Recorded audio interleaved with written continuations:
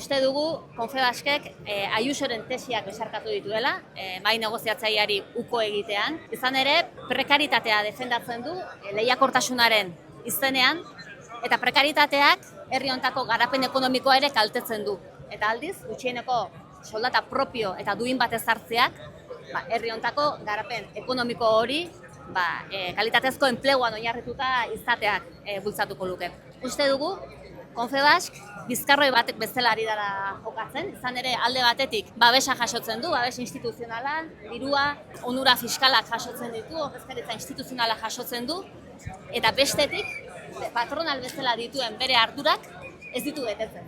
Eta hori alde batetik onura jaso, baina bestetik bere ardurak ez betetzeak, jokaera hori bizkarroi baten jokaera dela uste dugu.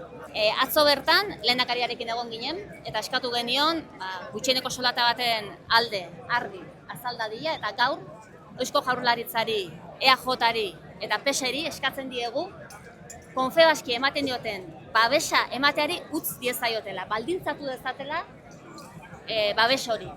Eta argi adiraz dezatela, mahai negoziatzailean esertzen ez diren bitartean, beraien babes instituzional eta politikoa kenduko dietela. Instituzio eta patronalei mezu argi bat helarazi nahi diogu, eta da, akordio intersektorial edo lanbide-arteko akordioaren bidetik, edo lege bidez, ez dugula etxiko gutxieneko soldata propio bat lotu arte.